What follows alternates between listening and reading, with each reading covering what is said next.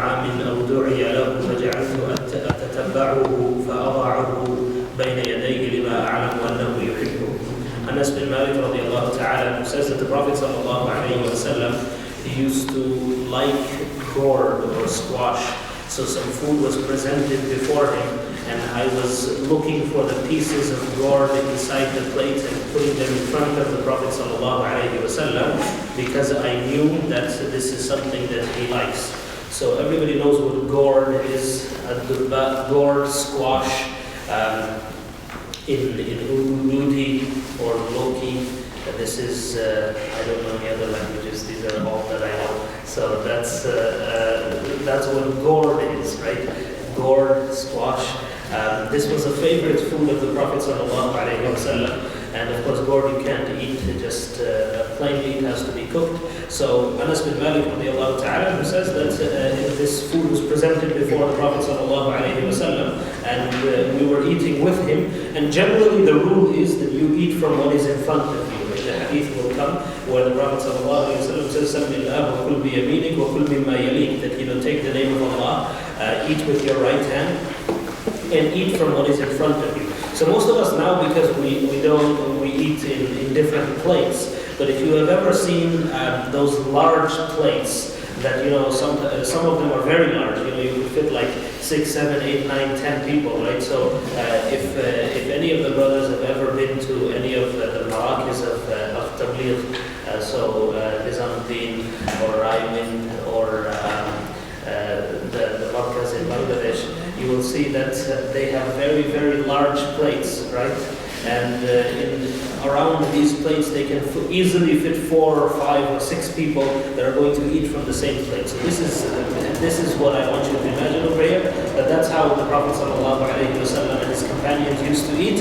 And basically, the rule was you eat from the area that's in front of you. However, Anas bin Malik knew that the Prophet ﷺ likes this, so he was finding the pieces of gourd or squash, and he was putting them in front of the Prophet ﷺ.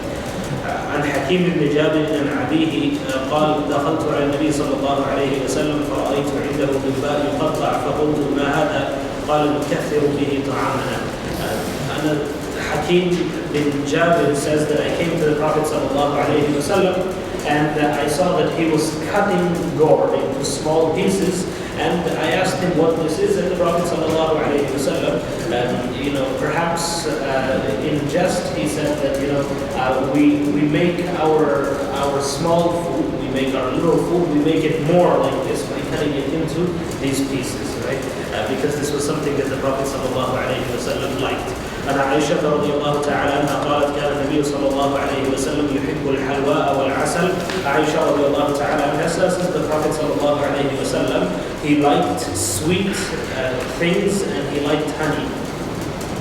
Honey itself is, Allah subhanahu wa ta'ala says, فيه شفاء للناس, that inside the honey there is shifa, and this is so when it's mentioned over here, when Aisha radiallahu ta'ala anha, she says that the Prophet sallallahu alayhi wa sallam liked sweet things, right? That doesn't mean that he was in the habit of consuming sweet things, right? That's not what's meant over here, right? So this is not an excuse to say that, every day I'm going to eat a chocolate bar because the Prophet sallallahu alayhi wa sallam liked sweet things. He liked them, right? But everything you like is not meant to be consumed excessively, right? So the Prophet ﷺ liked the shoulder portion of the meat, right? But that doesn't mean he ate that every day, right? This is something he liked. When it was there, he would consume it, he would eat it, and that's pretty much it, right? So if anybody has lost their Scene Scotia debit card, debit cards, they used to have names on them. They don't have names on them anymore. So if it's yours, you can pick it up from here, inshallah. So that doesn't mean that he would eat it often. Right? It's something that he liked. As far as honey is concerned, this is something that's beneficial. There's even a lot of research now that for people that suffer from allergies, right? So there have been papers published on this topic, and one of the things that benefits them is having locally sourced honey. right? So basically that means that if you're suffering from allergies here in British Columbia, then you have honey that is sourced locally from here in BC, and you use that, right? Not just honey that's from Allah knows where, but you use honey that is sourced locally over here, and also because of the to sort of extend the shelf life.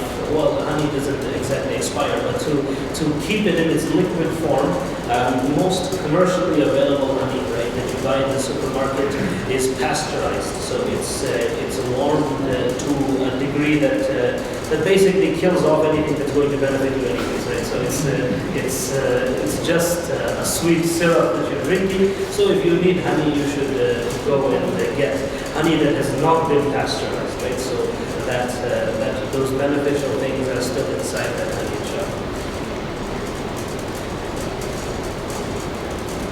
عن أم سلمة رضي الله تعالى عنها قالت أنها قربت إلى رسول الله صلى الله عليه وسلم جنبا مشويا فأكل منه ثم قام إلى الصلاة وما توضأ. Salama says that she presented before the Prophet sallallahu alaihi wasallam a piece of meat that had been roasted, and he ate this. Then he stood up to perform salah, and he did not make wudu. Right?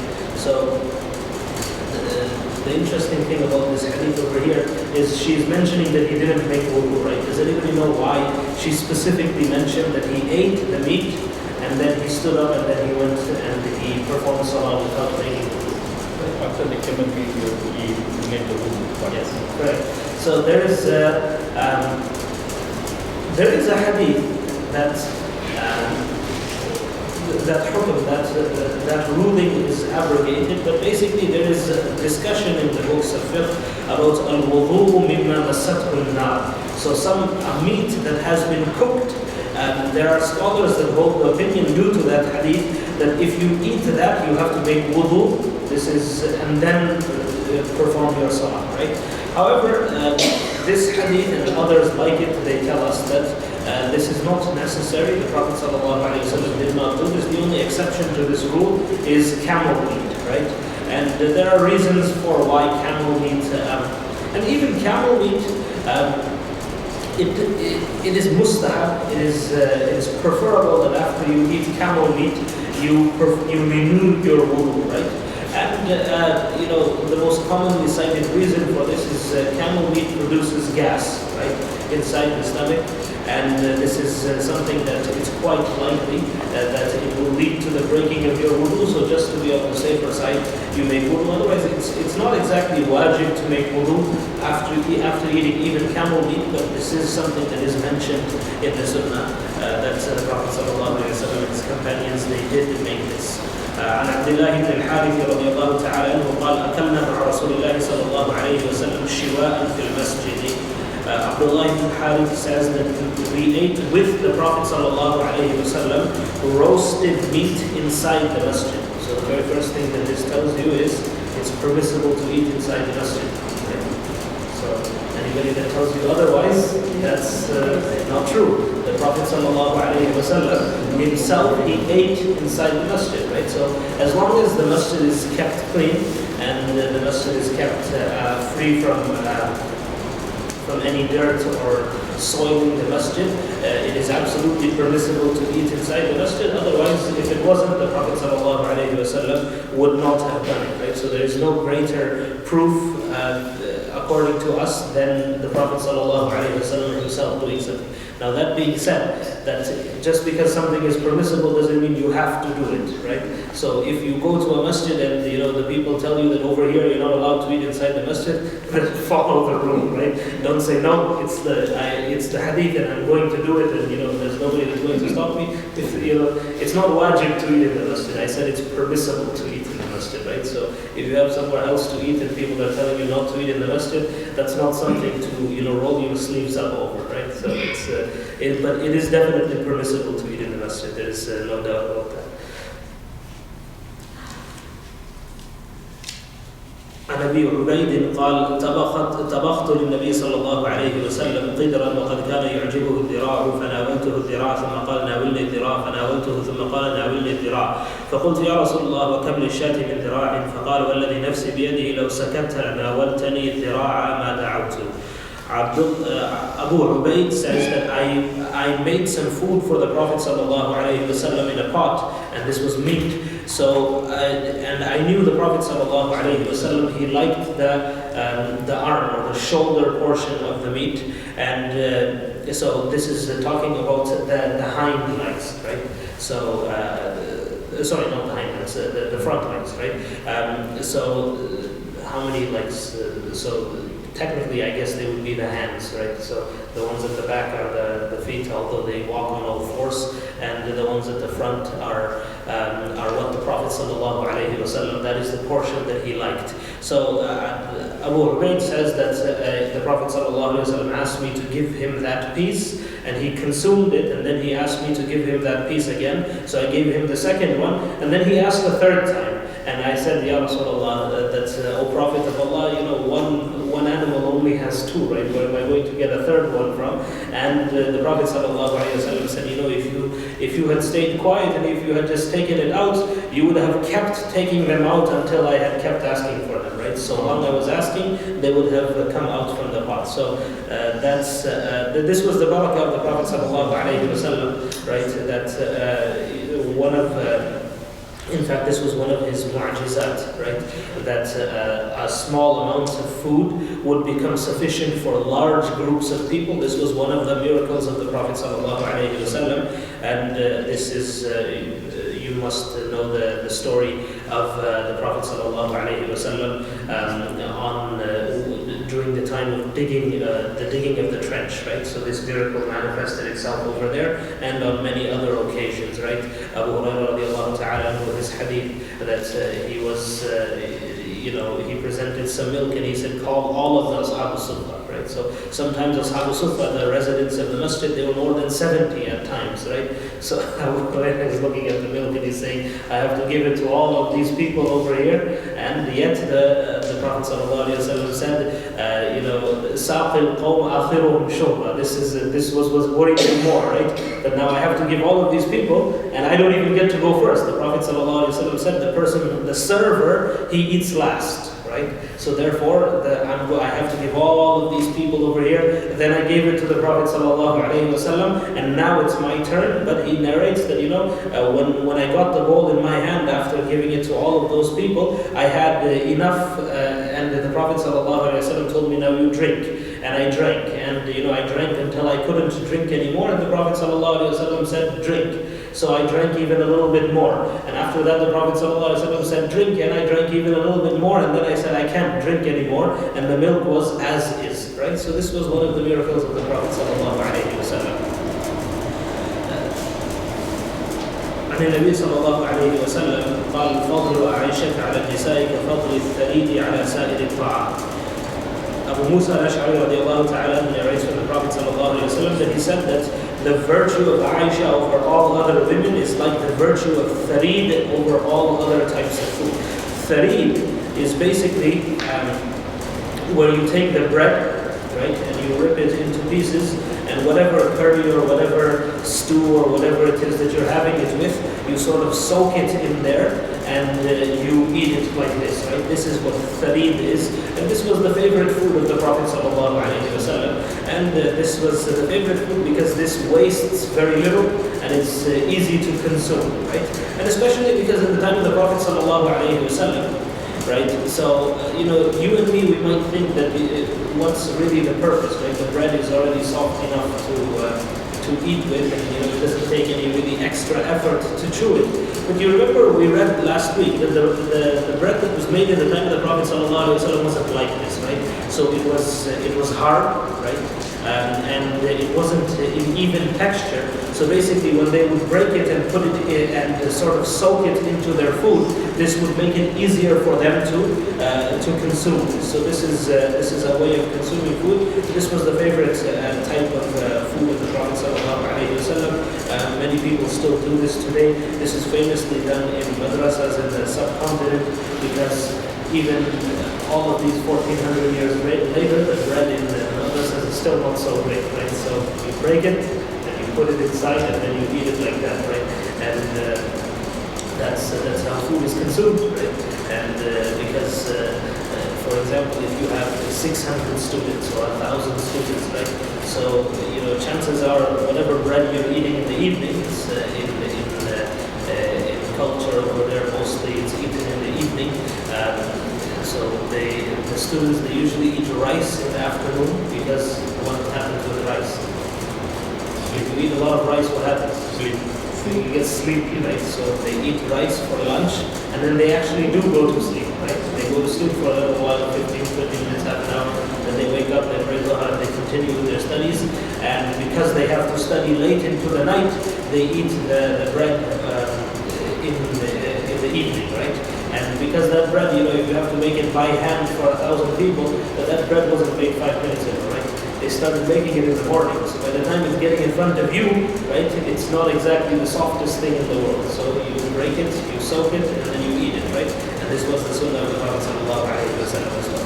عن أنس بن مالك رضي الله تعالى عنه قال أولى رسول الله صلى الله عليه وسلم على صفية بتمر وصغير. Anas bin Malik radiallahu ta'ala who says that the Prophet sallallahu alayhi wa sallam had the walima wa safiya into Huyay with dates and sawiq. Sawiq is basically you have the kernels of wheat, right? And or any other grain, any grain, barley, wheat, whatever it is, and it's not ground. It's you have a mortar and a pestle, right? Everybody know what that is, right? You still have that, right? A mortar and a pestle. It's the kind of like most of you are old enough. You should know what a mortar and a pestle is, right? It's kind of like a big ball that has a stick, and you kind of grind things inside there. So that you put the grains inside that, and you sort of loosely. Loosely just hit them around a little bit until they are in various pieces, and then something sweet is added to this, dates or honey or whatever it is, and it's consumed like that, right?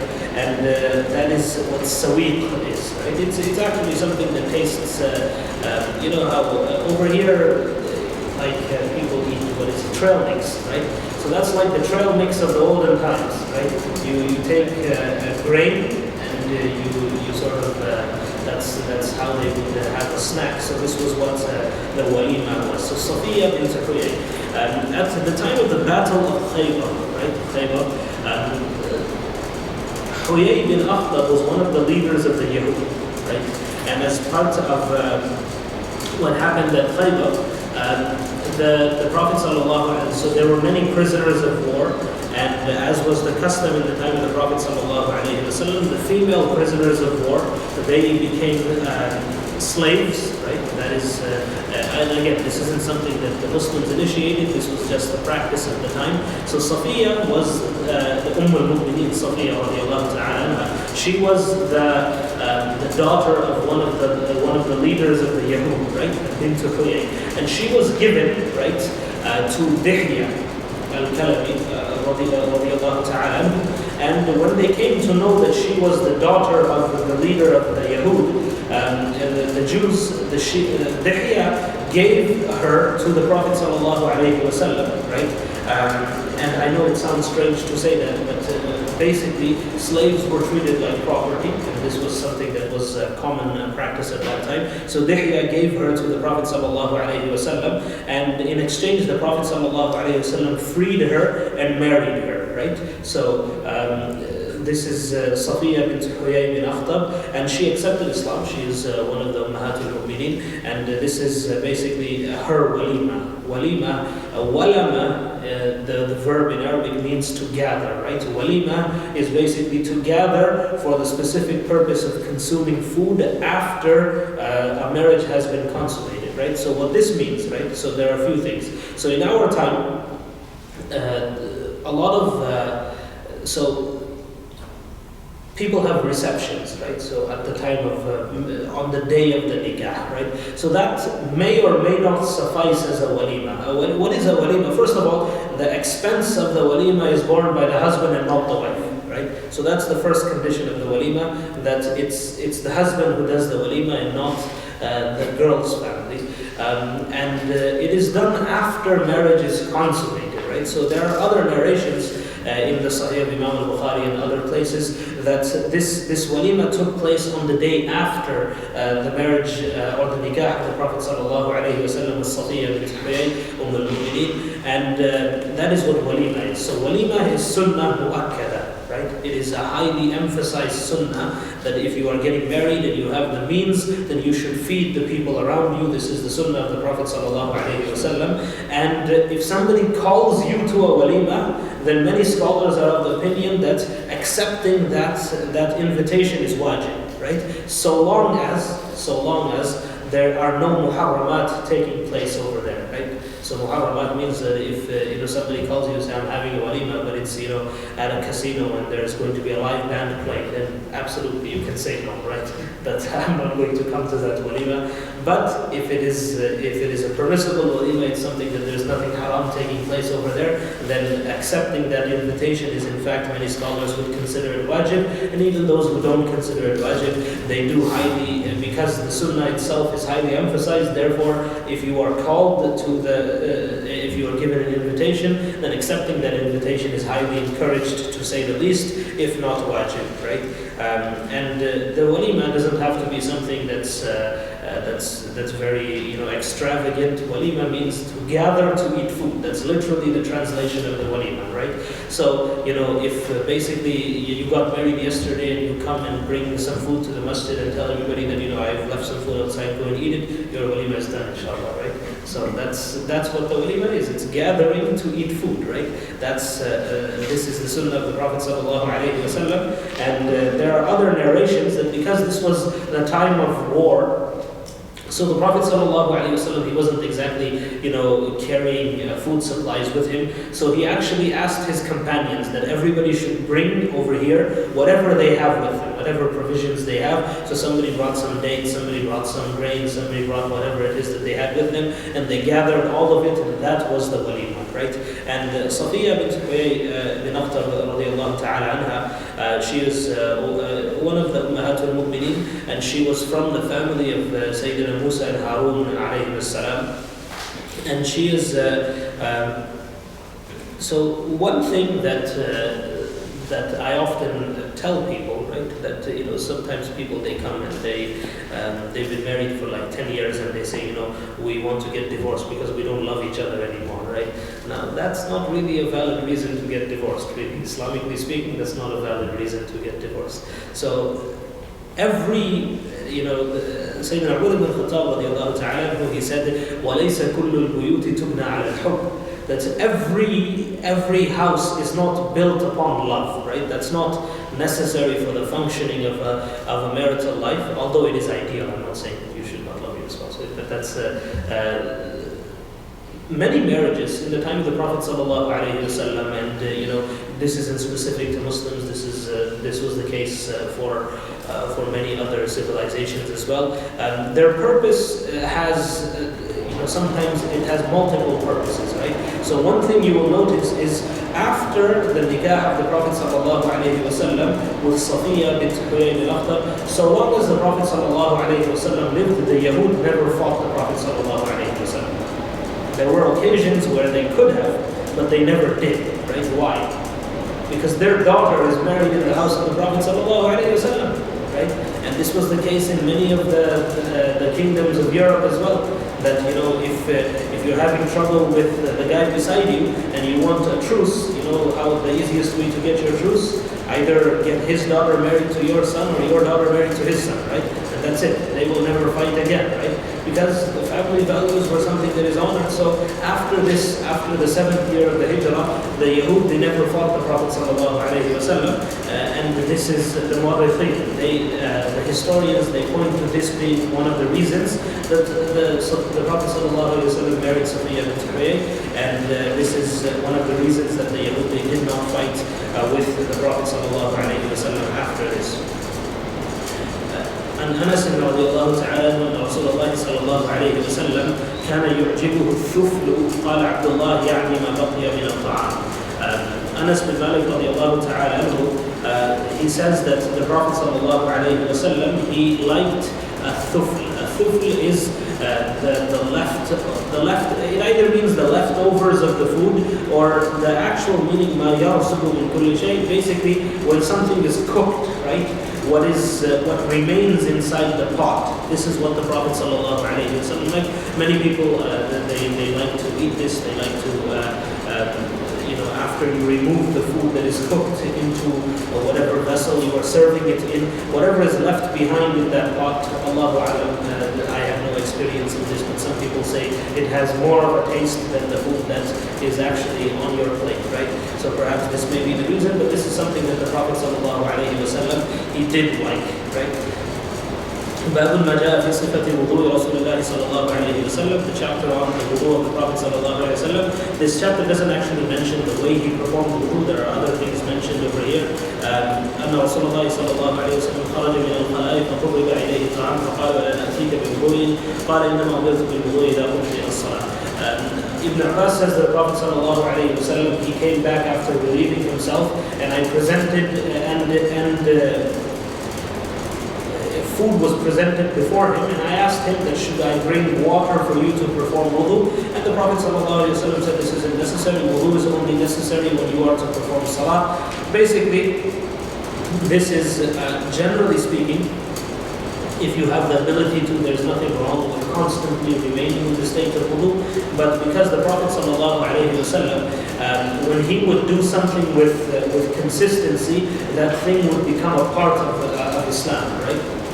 So over here, the Prophet ﷺ, he came back from relieving himself, he didn't make wudu, and he went to eat, right? And when the companions asked if they should bring water to perform wudu, he said no, because it's not necessary, right? It's not necessary to do this, and there's a lesson. He's teaching them that it is not absolutely necessary to constantly remain in the state of wudu. It has its virtues, there's definitely barakah to remaining in the state of wudu, but it's not necessary. It's not wajib to do so, and this is what the Prophet ﷺ was telling them.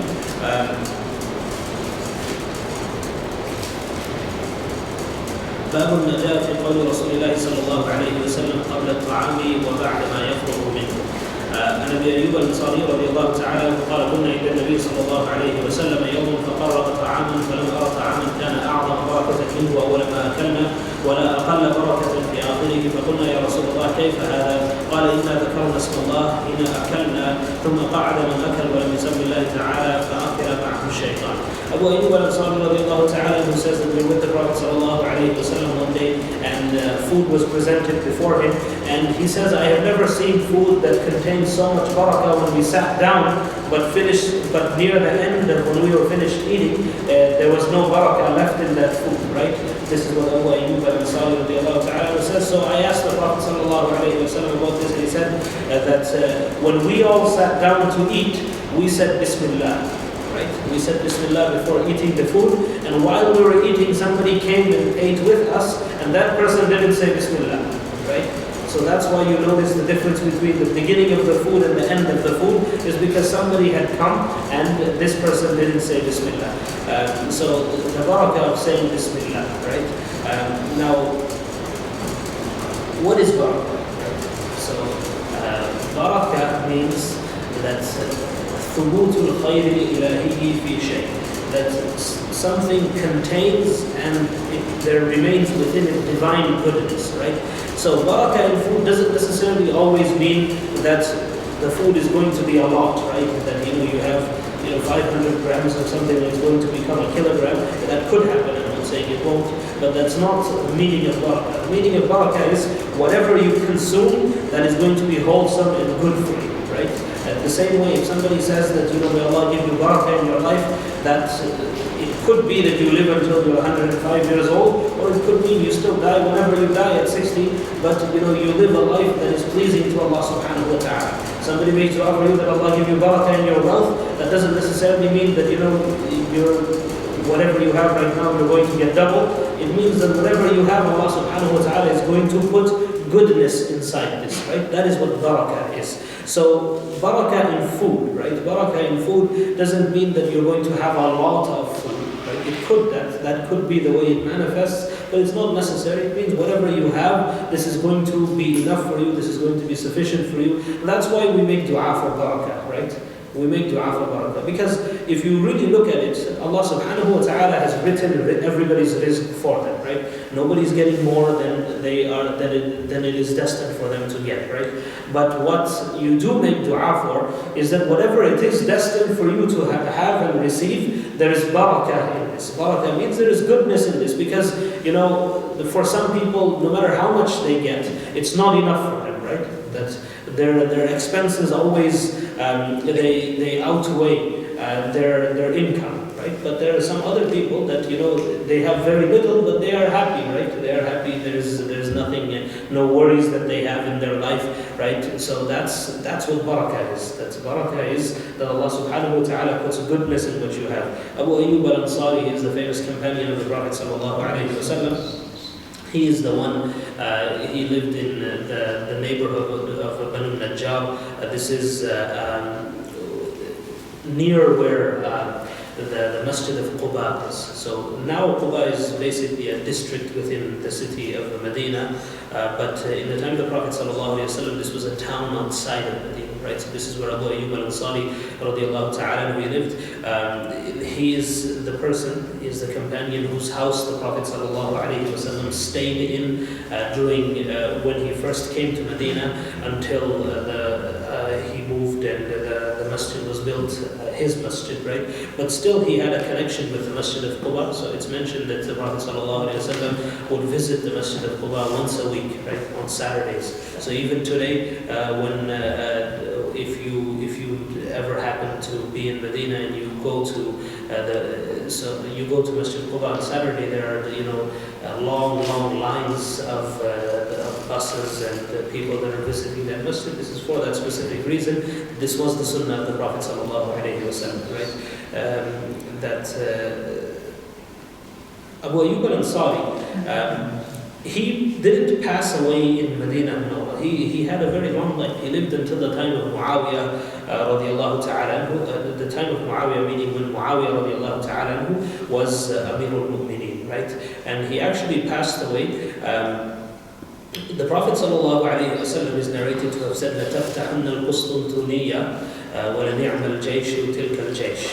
Right? That you will conquer Qustuntuniyya. Qustuntuniyya is Istanbul, modern day Istanbul. That this was one of the prophecies of the Prophet sallallahu alaihi wasallam. And the Abu Ayyub al-Ansari radiallahu ta'ala, he passed away in one of the assaults on Istanbul. Right? And there is still a neighborhood in Istanbul today. So Istanbul is a strange city. It has many different neighborhoods, and some of these neighborhoods really have a very spiritual and religious, not a significance, but a feel there, right? That the environment over there is different, and then some of the neighborhoods are entirely different than that, right? They look more like New York than Istanbul. So that's Abu Ayyub al-Ansari. He's still buried there. His tomb is still there, and this is his neighborhood is one of the more religiously inclined, if we can put it that way, inshallah. That's that neighborhood that he is buried in. And this is because generally people they like to be where other people similar to that live, right? So that's generally how human beings are. So it so happened that this is a place where that is generally known that people that take their religion a little seriously, they reside in this area over here. So people they go there and they live over there. So if you ever happen to be in Istanbul, that is one of the areas that you would want to visit. That will remind you of the great Ottoman Empire, right? And their remnants are over there. And other parts of Istanbul, if you have never been to New York, you might want to visit those, and you will see that part of Istanbul as well. So Istanbul is an interesting city. It's a clash of so many different civilizations, right? إذا أكل أحدكم فنسي أن يذكر الله تعالى على طعامه فليقل بسم الله أوله وآخره. The Prophet ﷺ said that when one of you eats and you forget to recite Bismillah at the beginning, then you say Bismillah awwalahu wa akhirahu whenever you remember. كان رسول الله صلى الله عليه وسلم إذا فرغ من طعامه قال الحمد لله الذي أطعمنا وسقانا وجعلنا مسلمين. These are du'as that the Prophet صلى الله عليه وسلم, whenever he would finish his food, he would say الحمد لله الذي أطعمنا وسقانا وجعلنا مسلمين. That all praise is due to Allah that has fed us and that has given us drink and that has made us believers. We will end over here, inshallah, and next week we will read about qadhi Rasulullah sallallahu alayhi wa sallam. That is some of the utensils that were used by the Prophet sallallahu alayhi wa sallam.